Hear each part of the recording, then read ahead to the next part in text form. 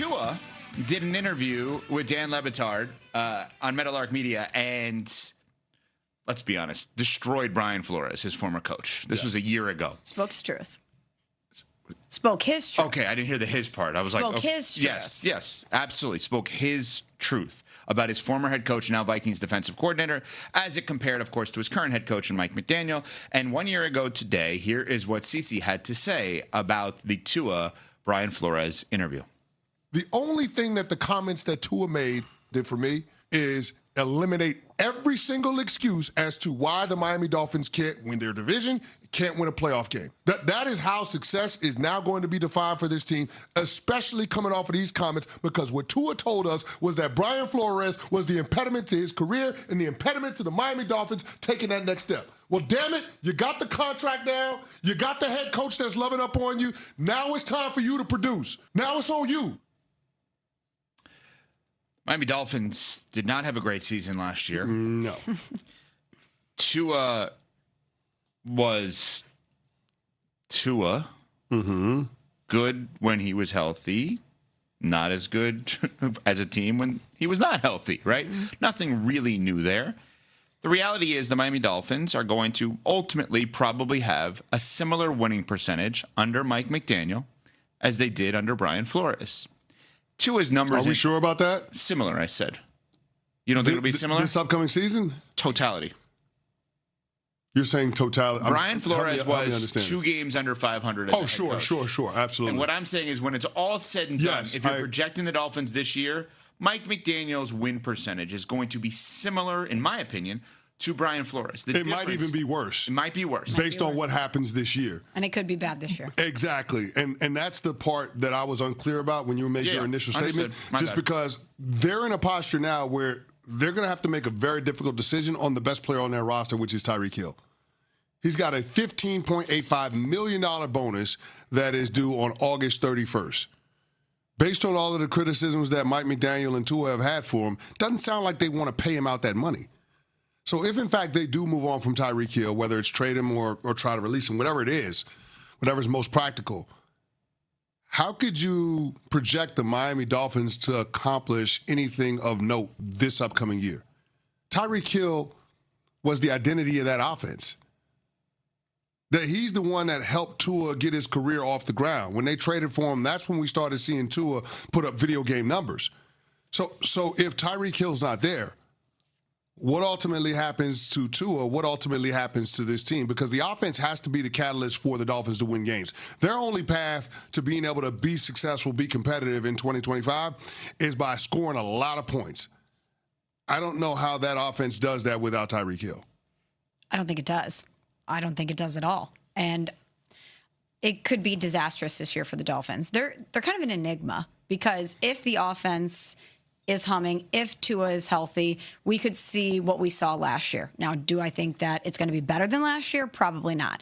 But if things unravel, we could be talking about a disastrous season for them. We could be talking about them finishing last in the division and everybody getting fired. A complete clean sweep in the organization. Yeah, and that didn't even factor in the injury history with Tua. Right, exactly. We're talking about a guy that is going into year 6 that's only had 1 full season healthy.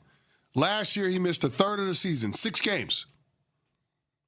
You start to wonder, like, how can you have sustained success with the inconsistency that you get at the quarterback position, not just with performance, but also with availability, and then the culture in your locker room being in flux because your best player has put it on the record that he doesn't want to be there.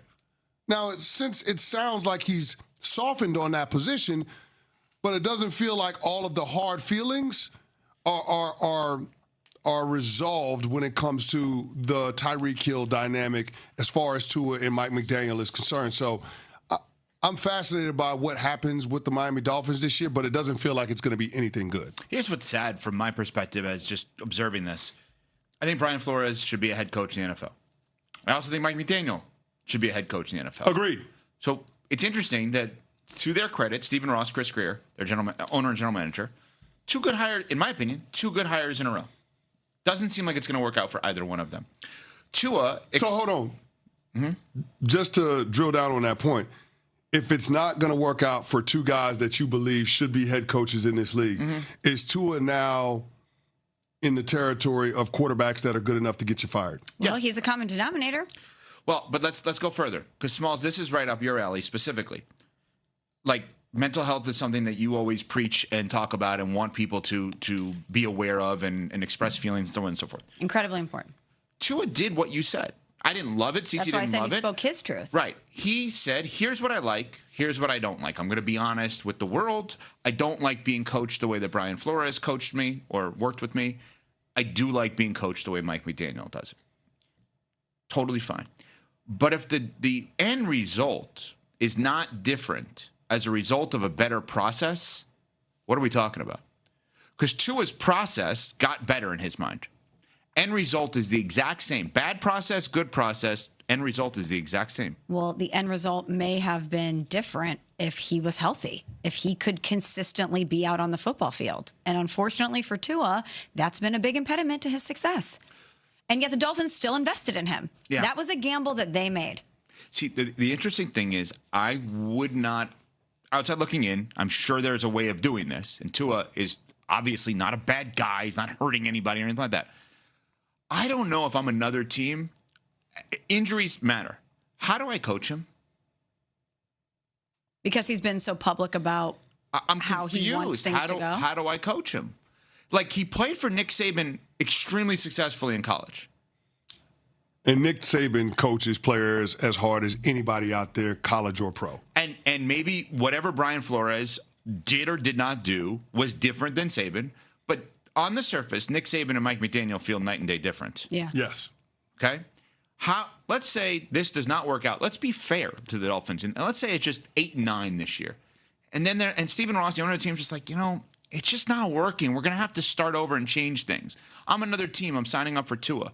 Don't I need to be conscious of who's coaching him based on how public, and which is his right, he's been about the way in which he likes to be coached? Hold on. Did you mean to say that? Was that a Freudian slip? What did I say? If you're another team and you're signing up for Tua, are you operating under the assumption that Tua is going to be gone if Mike McDaniel is gone? Don't I have that? He said, "This is the coach I want to play for." Do it? Then do it this way. I'm just asking the question. Yeah. How do I hire a head? Sorry, go ahead. Well, I was going to say if there's a new GM, there's likely a new head coach, and if you have a new regime, they're likely going to want to draft their own quarterback. They're going to want to have their guy that they ride or die with. And how could you, as a new regime, look at what you have in Tua and say, yeah, that's a gamble that we want to take after two head coaches now have not been able to be successful with him, and you have the injury history. And I don't think another head coach that has options signs up to coach him right now. I also don't know how I hire for him. How do I hire for him? Josh Allen, Sean McDermott, we've talked about the idea. If they don't go far, he may be on the hot seat, should coach another team the next day. I can hire anyone for Josh Allen. I don't need a type. That's a great point. I need a great coach. He'll be fine. I can hire anyone for Lamar.